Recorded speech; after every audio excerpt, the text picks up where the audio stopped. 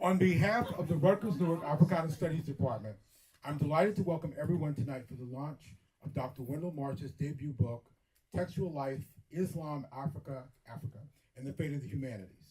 As a former chair of Africana Studies...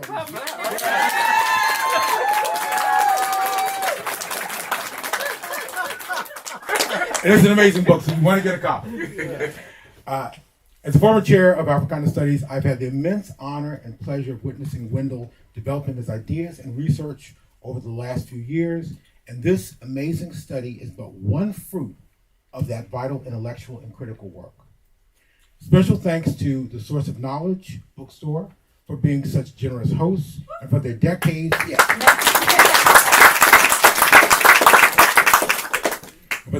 of service to the community of Newark, New Jersey.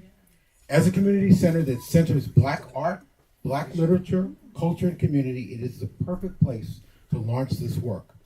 As they note themselves, quote, "We create space for young people to discover themselves amongst our shelves, for students to dig deeper into radical Black thought, and for local Newark artists to gather in community and love." I also want to thank the Institute for the Study of Global Racial Justice and the Mellon Foundation Sawyer Seminars, of which Wendell served as a co-organizer, for their sponsorship. With their support, students in attendance can receive a free copy of the book. In addition, an additional thanks goes to Christina Strasburger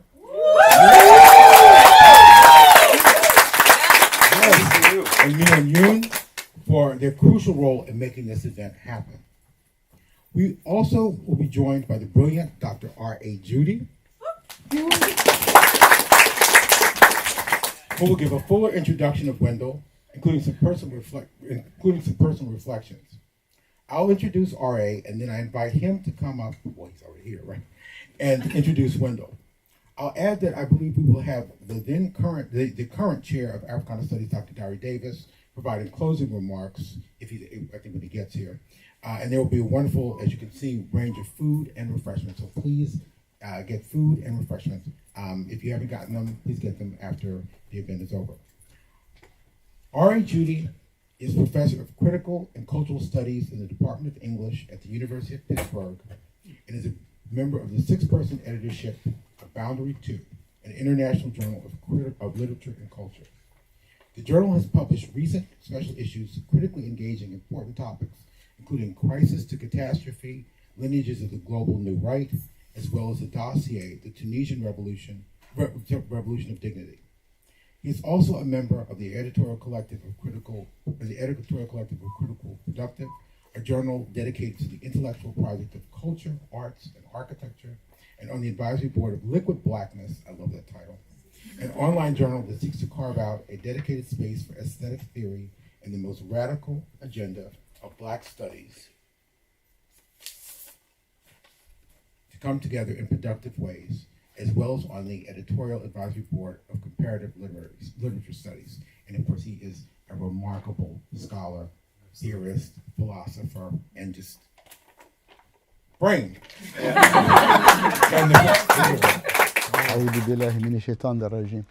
So I've been given an interesting, complex mandate, and I'm going to select the mandate that I received from my good friend Wendell, because we're here to celebrate his book.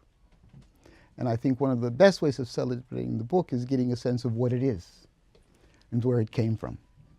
So I've got a number of questions I want to ask him, but I'm going to preface them by pointing out that this is a work where the title speaks volumes, Textual Life. And that can be taken in two fundamental senses. One of the senses he talks about in the book is a life that's recorded in text. The other important sense that's at work in the very structure of the book is a fundamental notion we find in Islam in general and in a very profound way in the Senegambia and the Sahel region, and that is the living book. That is the practice of transmission, of isnad, where you don't just read a book by yourself, you read it collectively, and who you read it with is where the knowledge is transmitted, and your capacity to be a teller of tales is based upon the line of transmission with whom you're in. And this is a key element of what goes on with the key figure, Shaykh Musa, but it also goes on with Mr. Marsh. The way he comes to this book is old. Now, I first met Wendell in December of 2012 at an event at the Maison Française on France Fanon, when he and a group of Arab students corralled me and took me to one of the most atrocious restaurants along Broadway. I can't even remember what its name is called. But the company is what mattered. Because Wendell approached me in a very specific way. He had read this Forming the American Canon, and he said, okay, you are now my sheikh. There's a point here about the tradition he situates himself in. And there's a story that is the beginning of this book, which goes back to even before he was born, but it forms him. And I'd like you to tell a bit about that story, about the Boeing aircraft factory, Sure. Yeah. your father, and this question, of what is black study, Yeah. and what you're doing, and relate it to the project here of the love of knowledge, philology, Yeah. right? And how you begin your journey. Sure. Sure. Can you turn on the mic? This is not working. So I really appreciate this question, right? It is a biographical question, and oftentimes in our kind of academic work, the biographical is looked down upon. But in my work, and I think in Black Studies work in general, because of our appreciation for lived experience, we understand that life is a great resource, right, for our thinking, and ultimately, I think it is a goal of our work, right? It's not disembodied. And so for me, this project begins with my father in a lot of ways. When he is, he's born in Atlanta, in Savannah, but he grows up in Atlanta, goes to one of the 3 black high schools in the city, and, he is not really offered an education for living and for life. And he ultimately is working at a aircraft manufacturer in Atlanta after his education, and his job is to stir paint, right? That is his occupation. And one day, one of his fellow black coworkers asks him if he can read what's written on the plane in the distance.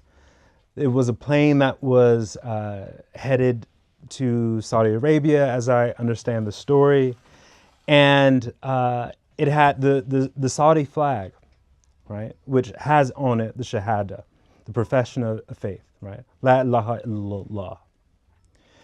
And when my father's coworker kind of tells him, he asks, can he read it? And my father says, no.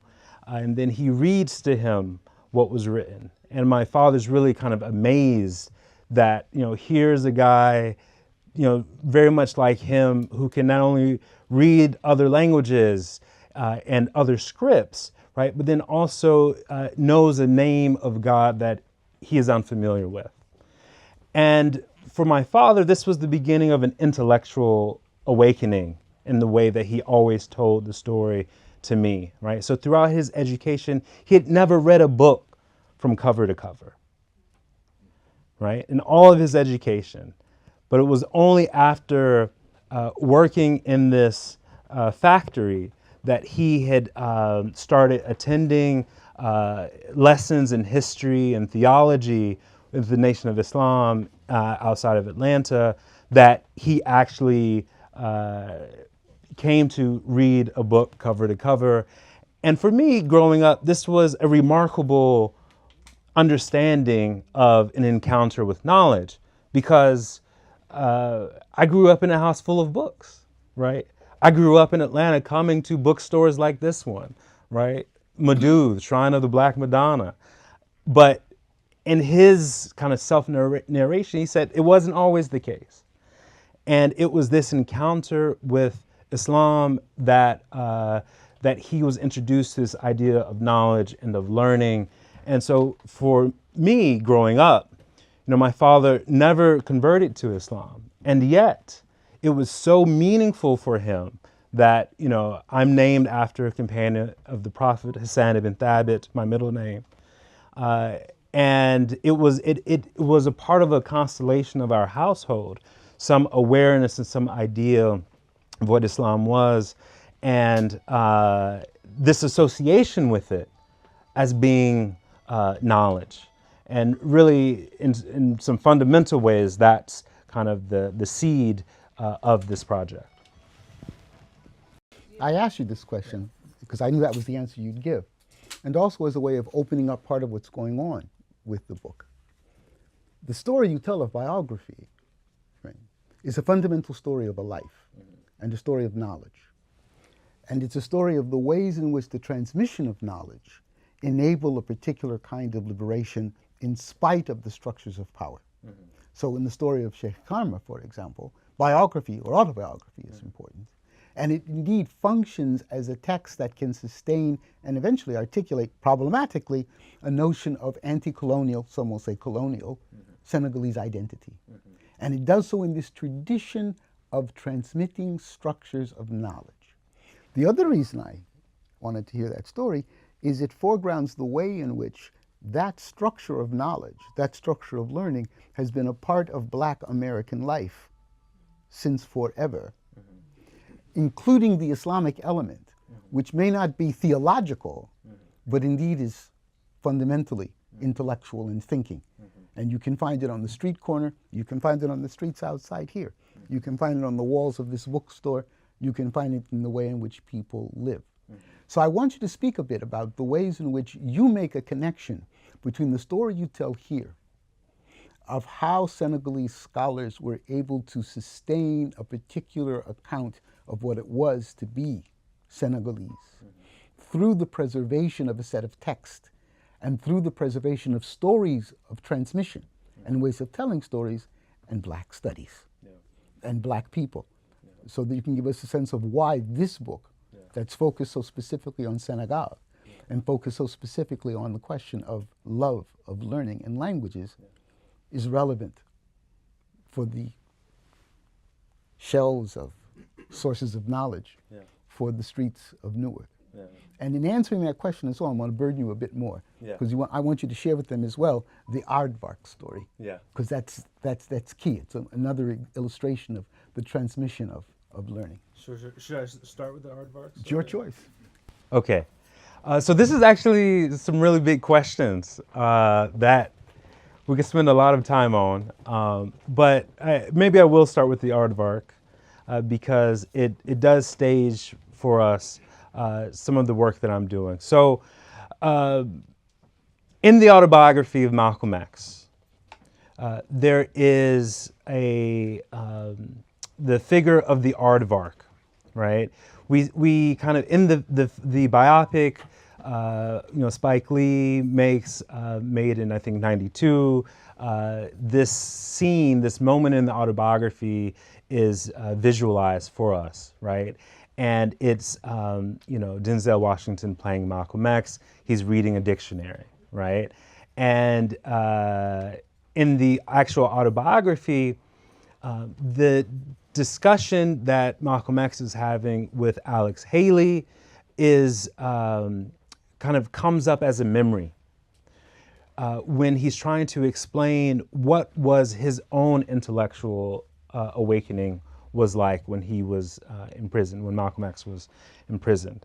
And the aardvark is this image that he remembers as kind of standing in for this period in his life of coming to study, right? Which Malcolm describes as being this moment in his life when he had never been as free as he was when he was imprisoned once he was engaged in study, right? And so the aardvark for me is, and I think there's an entire kind of tradition of understanding the aardvark as this symbol. When you look at the Encyclopedia Africana, right, that is edited by Henry Louis Gates and Appiah, what you see, they actually start with the aardvark as well. At the first entry in this encyclopedia, for the ways that it represents, like the beginning of knowledge. And what is interesting about the story of the aardvark in my mind,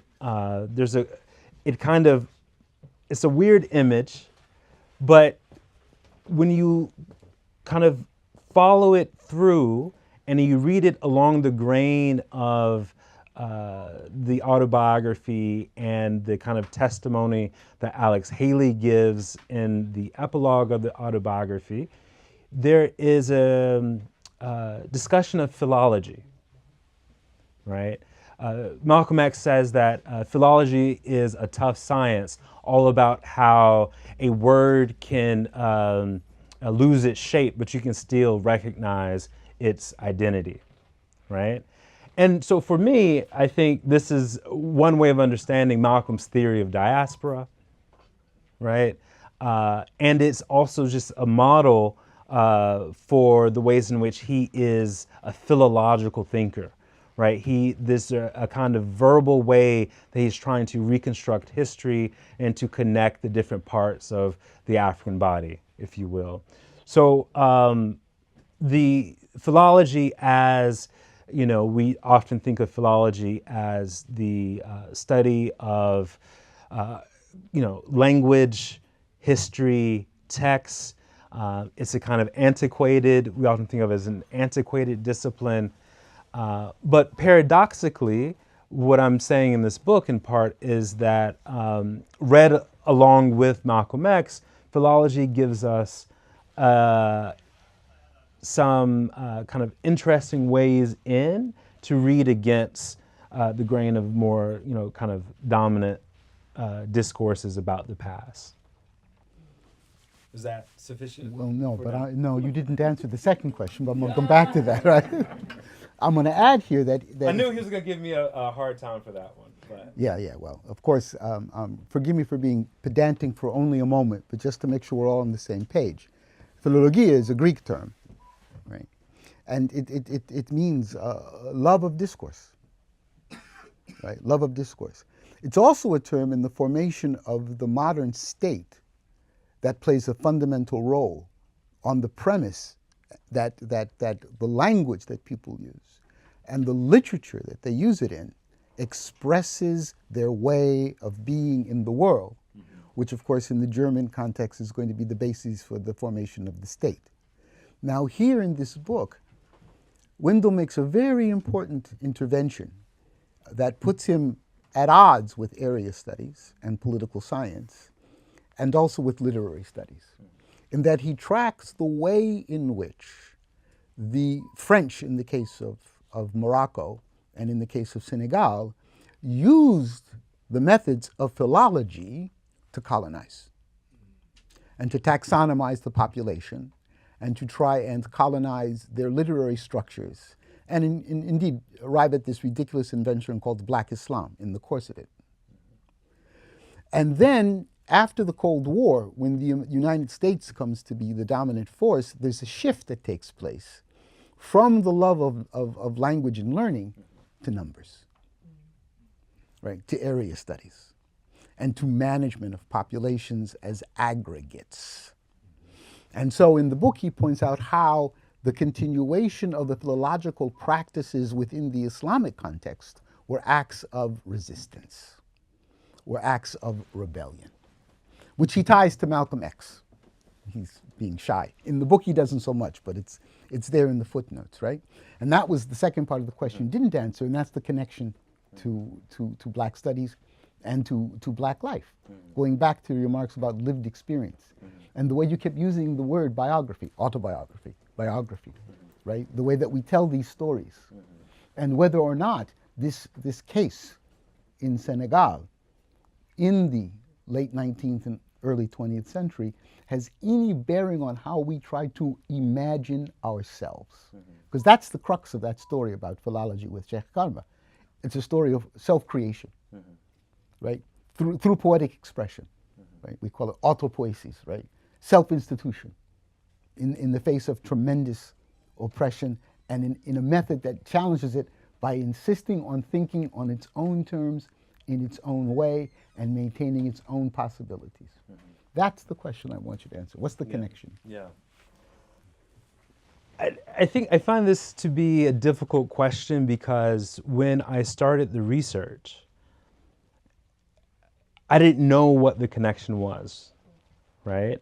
I had an intuition that kind of, partly because of family background, partly because of some experiences I had already had in Senegal and in West Africa, that I knew that there was something important and relevant, and I didn't know what it was. I didn't know how to make the connections. And so I just started by studying and reading and allowing it to kind of take me in different paths, right? So originally, when I started my graduate training, I was very interested in Hajj Omar Tal, right, as a historical personality, right? Hajj Omar Tal was one of the most important Sufi figures of the 19th century. He was affiliated with the Tijaniya Sufi order, right? And Sufism is this tradition within Islam that emphasizes experience of the divine, right, or taste of the divine.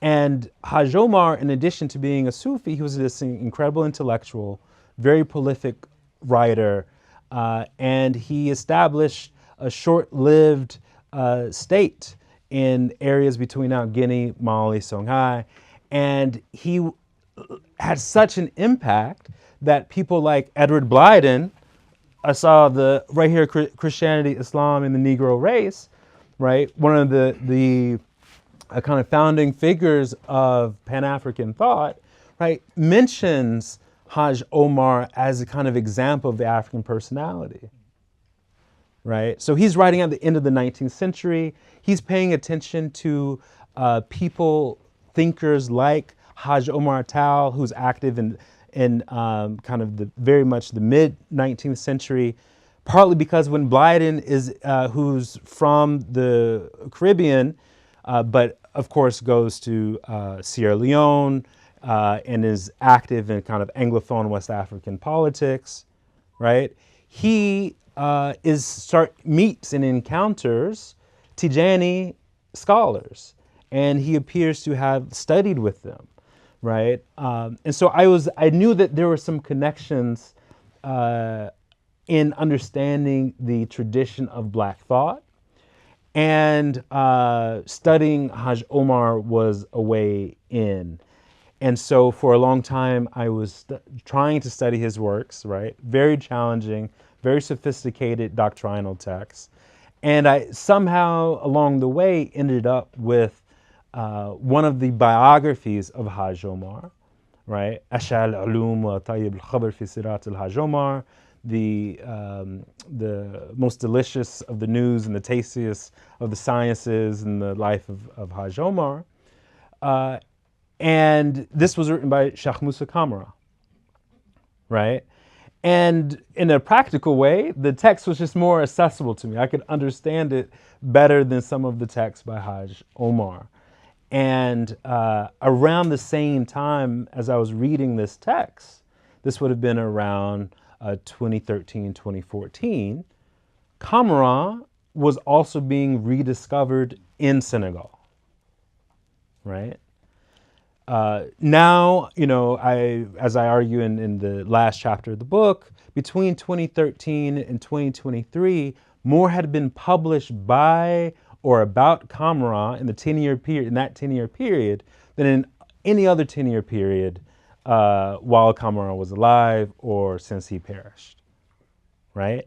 And so he had come back, he had made a comeback in some ways, long after he died in 1945.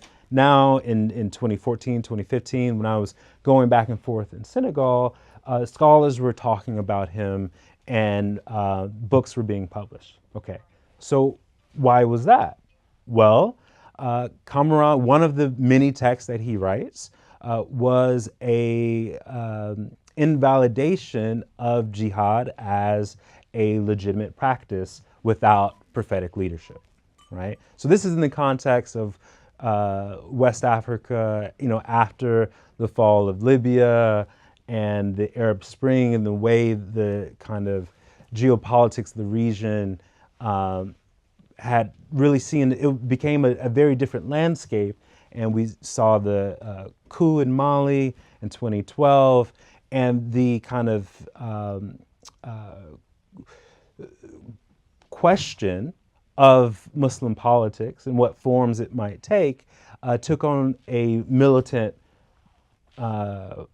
shape, right? And the fact that here was a West African Muslim scholar who spoke against kind of a militant Islamist politics, or what could be construed as militant Islamist politics, he became really attractive. And so he began to circulate in that moment for a very different set of reasons than I originally came to him for, right? Now, what's interesting is that as I had these very kind of arcane interests in Hajj Omar and that intellectual tradition, Kamara is being cited as a very relevant figure.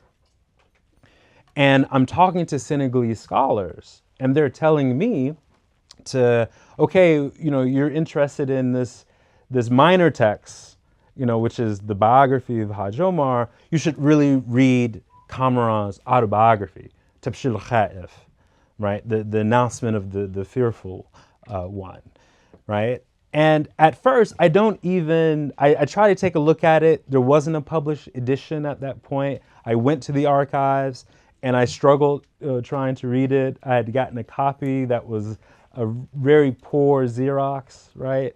But I kind of put it to the side. I kept reading the biography of Hajj Omar, and it wasn't until I started working on this book a few years ago that I went back to the autobiography. By this point, a critical edition had been published, and that enabled, my work. It facilitated my work in a great way. So I'm kind of telling that story of how I came into it as a way of responding to your question of its relevance. And I'm attending to, in a lot of ways, the conversations and the kind of intellectual debates that have been going on in Senegal in the last 15 years or so, as I've come with my own questions that come from a different branch of the tradition. It's very nice. So here's my interpretation. Yeah. Yeah. And it's quite interesting, right? Of course, Edward Blyden, or Umar, established a school of Arabic in Sierra Leone. He studied Arabic in Beirut and was a prominent figure in Black thought with Du Bois and with Martin Delany. And given your age, only a Negro boy in Atlanta would know about. Right? This long tradition of radical Black thought, right? And that's how you come across Umar Tal. This is not inconsequential. What you're calling your own baggage is a particular kind of call and response in which a trace element of things that have been going on in Senegambia and get brought here still circulate, hence the story of your father. And we could talk about even your uncle, and hence the story of your encountering Blyden, right?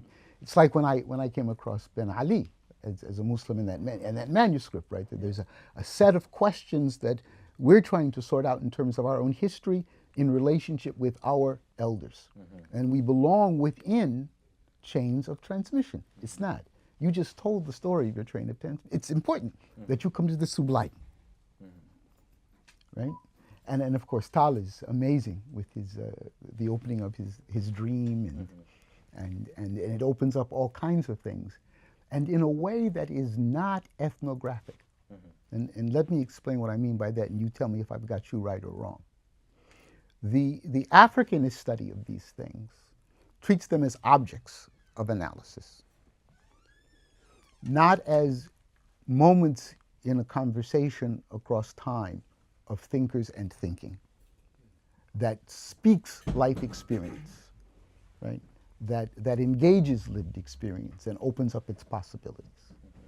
You came to Tal through that tradition of lived experience, where it wasn't as an object of analysis, but as a question. Who am I? Who are we? Wow, who's this black guy talking about this stuff? What does it mean that the same man who was saying that the way in which America can best colonize Africa is through Islam, who's saying Tal is the quintessential African because of his literacy, at a moment in which the general view was there's no literacy there, right? There's no learning there. You're asking that question from that traditional perspective. That's not ethnographic. That's what I was after. That's what I think is really profound about how this book relates to us, because it's a continuation in your writing of the same practice, right? So that when we read this, and it's fairly easy in its style. He throws around the word philology, that's okay, right? But he does it in a very careful way, and even when he gives you the Arabic titles, he breaks them down as you're going along, because he's talking with you, right? And it's a text that clearly has in mind his fellows, his sisters, the children, to make this an aspect of this tradition that he's introduced, as we all are, through our parents. That's the answer I was looking for, but you're too shy. Well, I'm glad I have you to bring that out. You know. Did I make it up and get it wrong? No, I don't think so. I mean, I think it fundamentally, so much of my work has been a rejection, a refusal, a temper tantrum with, African studies as area studies, right? And the kind of ethnographic paradigm, right?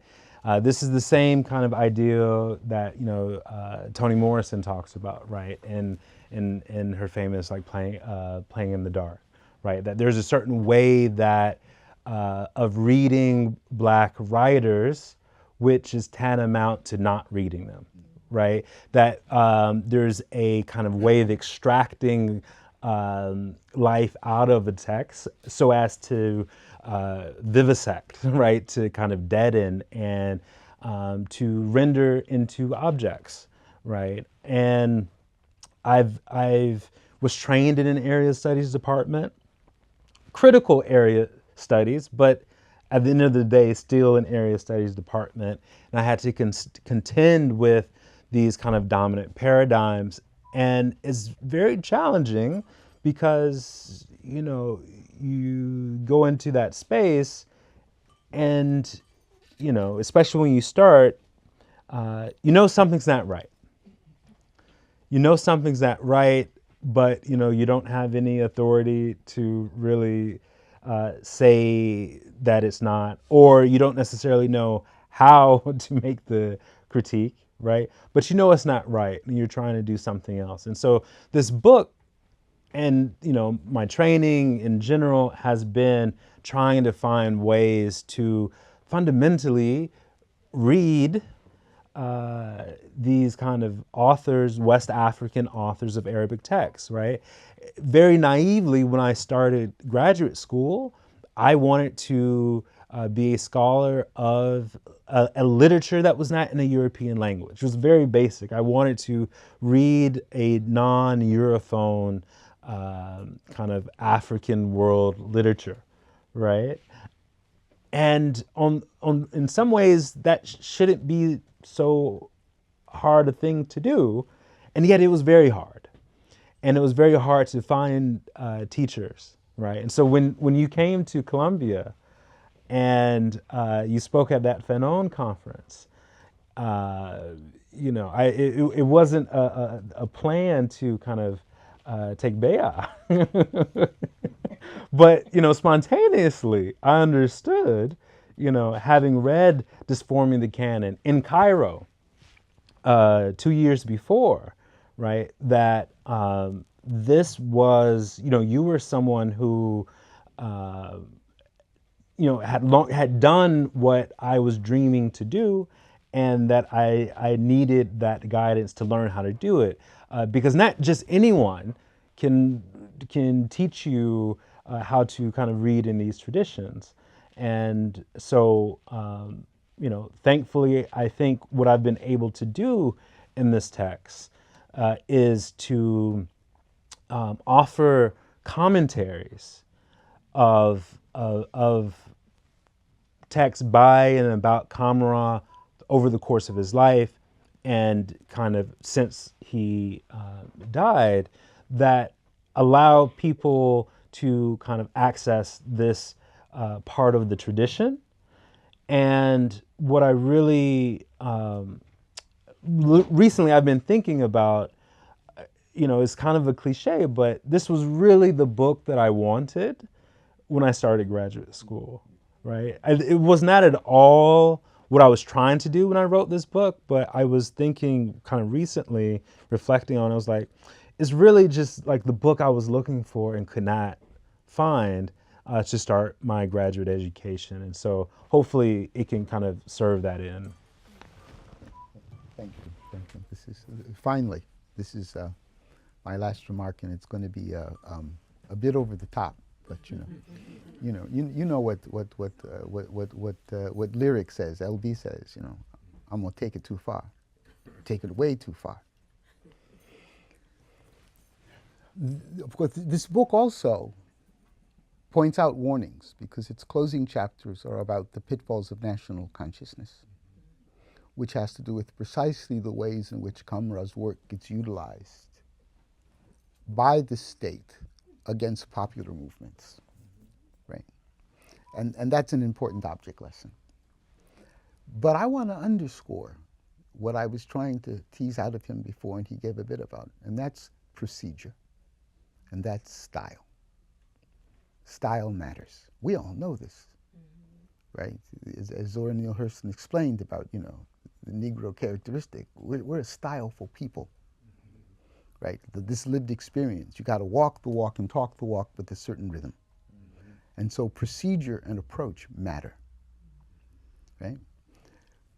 So I wrote this book in 1990, got published in 92, called Disforming the American Canon.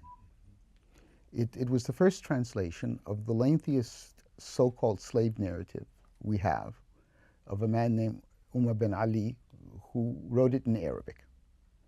And it became a very important object of ethnographic study and became the basis of Greenberg's theory. And even Gates talks about it, and most of it's nonsense because they didn't know Arabic and didn't know the tradition. And in fact, it was a very particular remembering of a certain passage of a seditious text from the African region, Rasalat al-Qarawani, which was a Sunni text at a moment of the Shia Fatimid Empire. So Ben Ali's writing it was a reenactment of rebellion and sedition in literary form, right? And I wrote this in a very particular high style, because I'm a comparativist by training, and I studied with Godzich and others, and I'm a philosopher and all of that. And I wrote it to be an intellectual intervention to bring black thinking into the context of mainstream thinking, and it got Bantustanized, as Sylvia Winters term. Oh, look at the face of the author. Oh, this is a book in black. Put it there, right? And that's where it dwelt for a long, long time, right? I won't go into the stories of what happened to it, but the point is his story. So this young man who has this procedure of following and looking for the elders in the black tradition, his father, Biden, I won't admit to being an elder. Blyden. Blyden. I said Biden, didn't I? See, that reveals I am an elder. I am 70, so I guess I'm getting those moments, right? Blyden. Forgive me, you know. Anyways, that's where he went looking, right? This quest he had for this book and this project he wanted, he didn't trust Columbia. He didn't accept the taxonomy. So I'm sitting there eating the crummy steak, and this young man begins to recite the passages from the text as if he had gone to my alma mater, El Azhar. I'm saying, wow, this is a serious young man. Right? This is a serious young man. And not recite it he doesn't give beer, he doesn't give alliance and all of that. But to say, let's talk. Right? I think we have something to talk about. And he's done that with every scholar he's worked with. And it's important that he does this with the black scholars as well as the white scholars, and he takes them serious, which is one of the reasons why his work sort of stands in a particular limbo, because it's unwavering in that kind of comparative movement. People don't know what to do with it, and that's the best part of it, because that's how it's groundbreaking. It breaks the taxonomy, not just of area studies, but of humanities studies. And it says, okay, from this black perspective, we're going to do something different. And we're going to mind what we're doing, right? So that's my spiel. I think he's done a good job of explaining the source of the book. I hope you buy it. It's well worth it. It's worth its weight in gold. It will be a very, very important work. And it doesn't have to be important because the press celebrates it, but because you all engage in its conversation. Well, thank you for that. I don't know what to say after that. You paid for dinner. Yeah. You paid for dinner. That was. Which one? I paid for dinner. You paid for the cab. Yeah. Exactly. Okay. I'm sorry. So I think we should probably maybe open it up. Yeah. Okay. All right. So questions.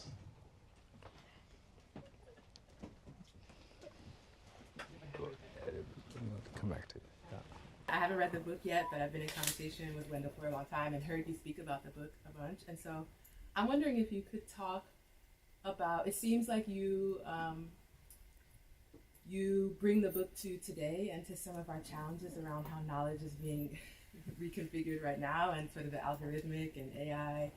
And I'm just wondering if you could, I don't have a particular question, but I would just be curious to hear more about how you take this journey and then bring us to those insights, especially in terms of the love of learning, but the love of reading in particular. I have a lot of fears about that, so yeah.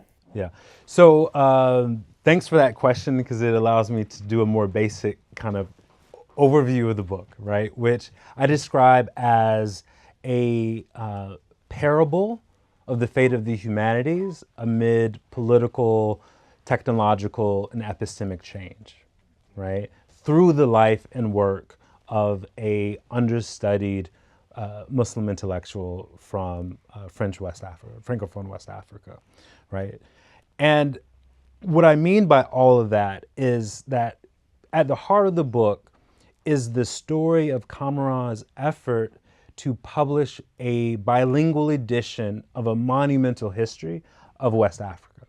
Really a macro history of the universe from West Africa, right? But the focus ultimately is, right? This was his text called Zuhur Bassatin, right? Flowers from Among the Gardens in the History of the Blacks, right? Which was written in the 1920s and really flies in the face of the colonial discourses that represented Africa as being without writing and without history, right?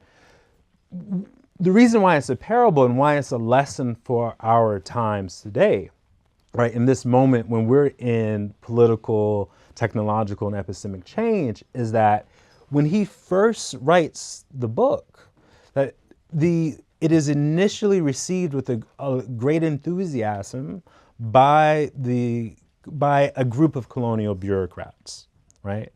These colonial bureaucrats had been trained in the Algerian school, right? Which meant that they were trained in Arabic and that they took seriously the textual traditions of Islam, right? And kind of considered West Africa as a part of this tradition, right? Now, there were some there were a number of developments that prolonged the publication, beginning with the fact that the first translator of the text dies in 1926, and the first manuscript is lost. And so he has to write it a second time, right? Which he does. And what ultimately happens, though, is that this process takes so long that by the time, really about 15 years passes, and the book still hasn't been translated, and he's getting older, and he wants to be, paid, right? Because there were promises that he would be paid for this work, that the colonial state would publish it. And but it doesn't happen. But by this point, there's a new generation of colonial bureaucrats who were not trained in Arabic. They were trained in ethnographic surveillance, right? And so this whole business of having to go read some text to understand the history and the culture and the language of the subject population is actually irrelevant when you can just, spy on them, right? Observe them, right? That this ethnographic orientation. And so in a lot of ways, this monumental work gets lost in between two different regimes of knowledge. The first one was Orientalist, in the sense that it read and studied Arabic texts.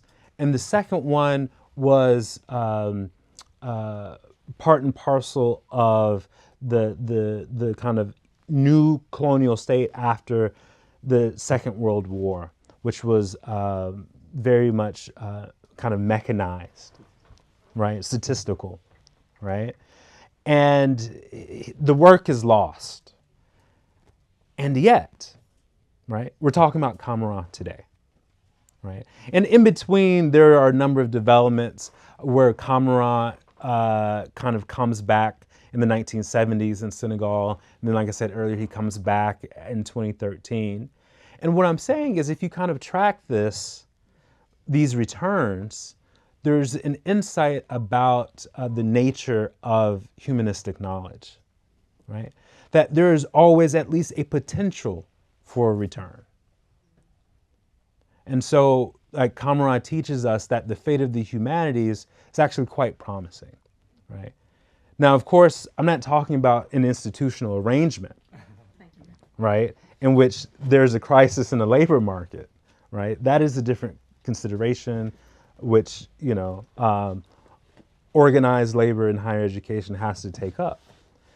But in terms of like the broader horizons, that I do believe that there is something, if we understand the humanities as an attitude, right, what I call the textual attitude, which is an orientation to the world, right, one that is interpretive, then there remains a place for it. And that's the kind of big picture message that I offer in this book. Yes. So I'm wondering if you can talk a little bit about Kamara's own training and his peers that were with him at the time. Sorry, I'm nervous. And also how it was that his biography and work were passed on from the moment of his death, because that made it possible for a rediscovery. Yeah. So these are core questions. So the first question, just so we all hear it, is kind of to speak about Kamara's training and his peers, and then also about the transmission of his work. So in terms of his training, right, there's actually some great accounts that he includes in his own autobiography of when he was a Quranic student as a child, right? Apparently he had a perfect memory, right? He had a photographic and phonographic memory. Whether he saw something or heard it, he would remember it in full, right? Now, what's interesting is that, this intellectual tradition, especially in West Africa, is one that really values memorization, right? And so if to be a good scholar, top scholar, you have to have had a strong memory. And he had that, right? And one of the first things that you're expected to memorize, of course, is the Quran, right? It is the foundation and the paradigm of all further study. And yet, in his autobiography, Kamara says, I never memorized the Quran, right? Which is a remarkable statement for so many reasons, right? Given the context. He also studied, usually in this tradition, you kind of find a teacher. After your kind of elementary level, you go on to then study a particular text, right? Whether it's the kind of Risala, on kind of jurisprudence, or if it's a particular work of tafsir, you study the entire text. You listen, you hear it, right? You hear it being read, and ultimately you're authorized to then teach it by reading, which includes a commentary, right? Kamara would start his studies with a master teacher, and then stop, and then find someone else, right? So he was very kind of independent-minded in a context that values actually really being a disciple. But he didn't do that. He was very idiosyncratic in that way.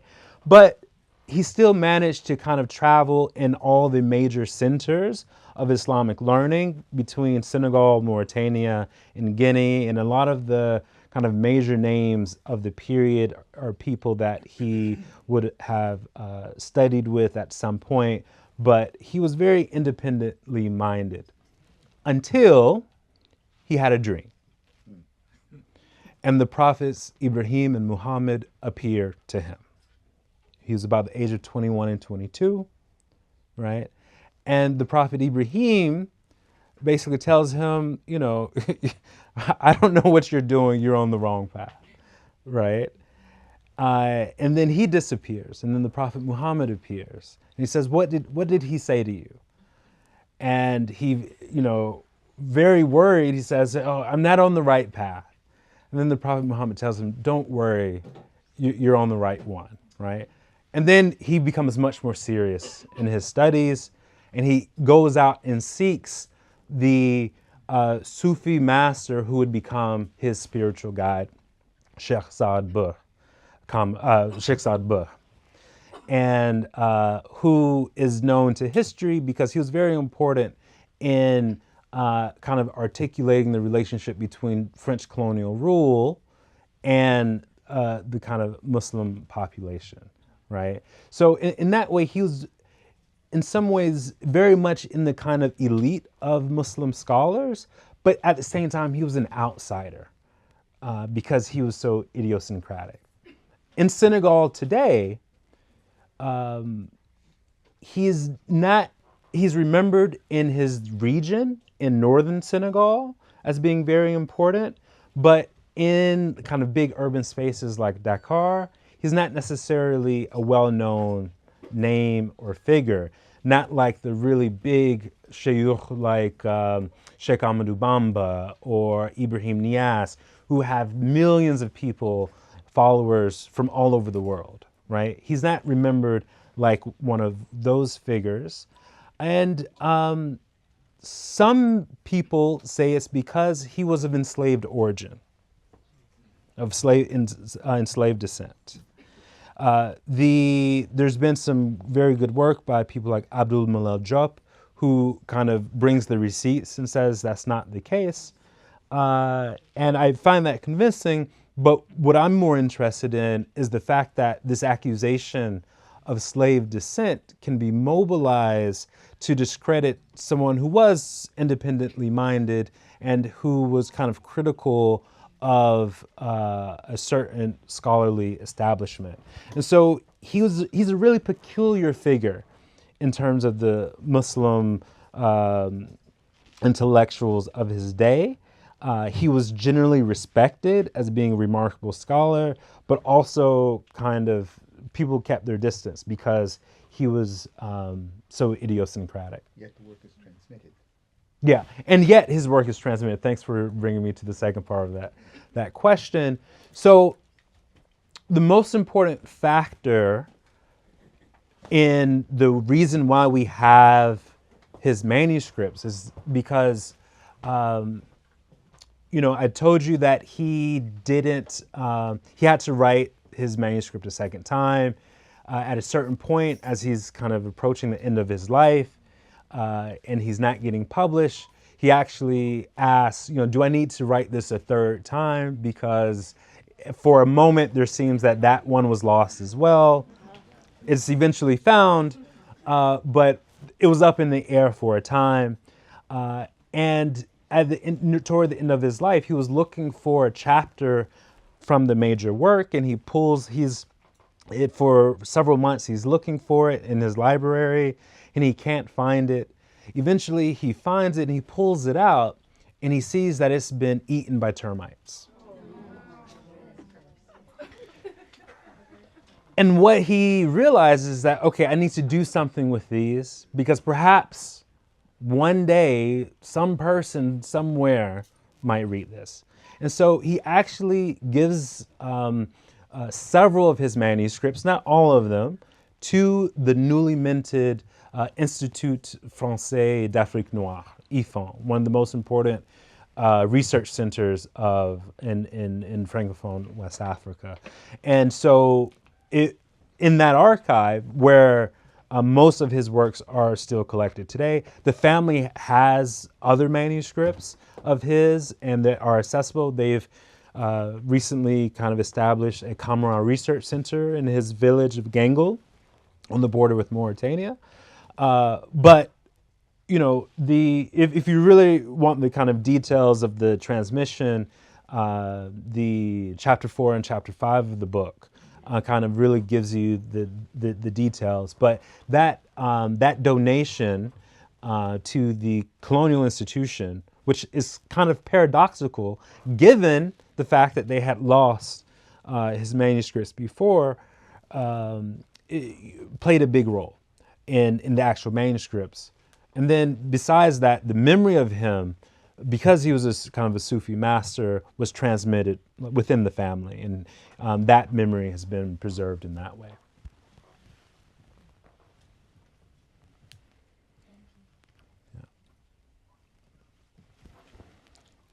One more question, maybe? Yeah. Okay. No. I'm saying that we have time for one more question. I'm getting a sign from. So this is a fairly basic question, but I think it relates to the genealogy that R.A. pointed out and your wonderful comments about how this relates to the fate of the humanities. But I guess we've talked about this a little bit. Is how what are the stakes for in your mind for black study and black studies? Mm-hmm. Right? How does this open up, let's say, a new? Because I think it does a new paradigm for how we think about black studies going forward, particularly at this moment in time. Yeah. I really appreciate this question because I do see it as a work of black studies and a work for black studies, right? It's kind of global scope is a big part of that, right? That I think black studies has been, is, and should be planetary in its orientation. And I think this is what I'm doing in this work. And also, it is multilingual, right? So much of my training has been in French and Arabic and Pular and Wolof, and bringing that kind of multilingual orientation is really kind of almost practical institutional dimensions that I think it points us towards.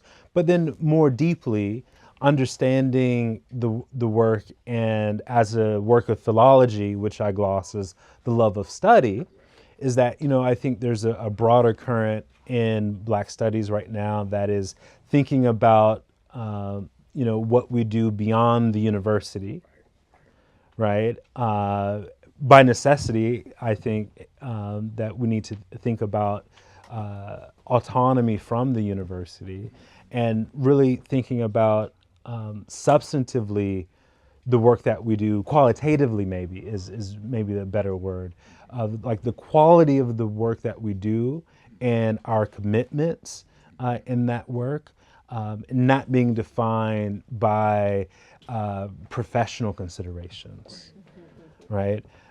Those are the kind of elements that I really want to put on the table for Black studies. Yeah. Okay.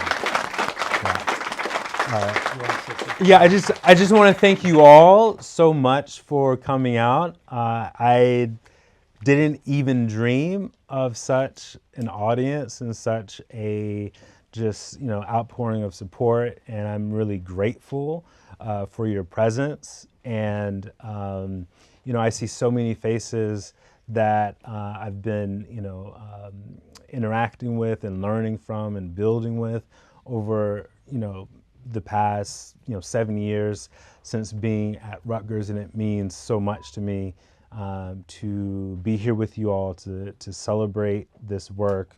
And it's just really beautiful. So I want to thank you all, and I also really want to thank Christina.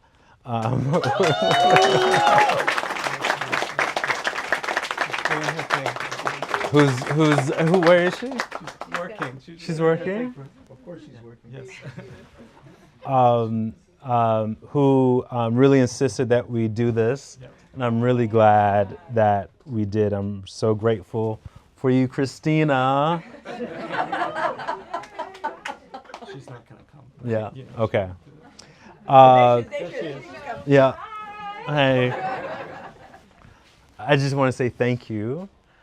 And really and truly, because you've taken care of me for 7 years in amazing ways. Don't make me cry. Yeah. Turn back around. Go ahead. And I also just want to thank Masani and Patrice for hosting us as well. And I'm no longer in Newark, but anything to support the work that you all do, from afar, I'm very happy to do it. This is I grew up in spaces like this, and I'm very committed to continuing to support it. So just want to say thank you all. Thank you for your work. Yeah, thank you.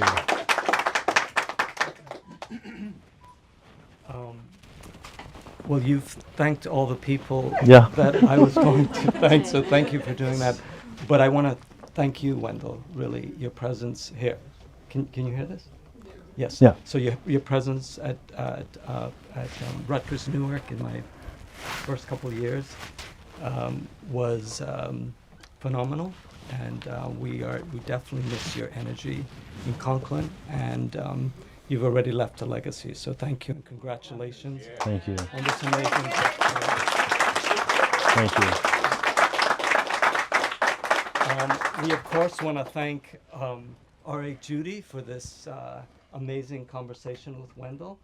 So thank you again for that. And as Wendell already says, Source of Knowledge has been a partner for many years, and we thank you again for your partnership that we hope to continue well into the future. Other sponsors include this, the Institute for the Global racial justice. We want to thank them as well. The Mellon Foundation Soya Seminar for their sponsorship. And without their support, this would not happen. And of course, I was going to say to Christina again, who is the brain behind most things that happen in Africana, no matter who the chair is. And so thank you again, Christina. For all the students who are here, I hope, I would love to say, look under your chairs, you will find a book. But all the students who are here, thank you for coming. You will get a free book today. So just check with Christina on the way out. And there is food. Please partake of food. And I don't know how long you will be here to talk to people individually. Until they kick me out. Okay.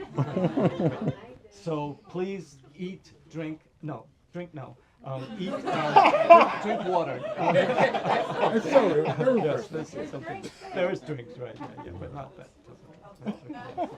It's a Friday. Thank you very much, and one more round of applause for Wendell. Thank you all.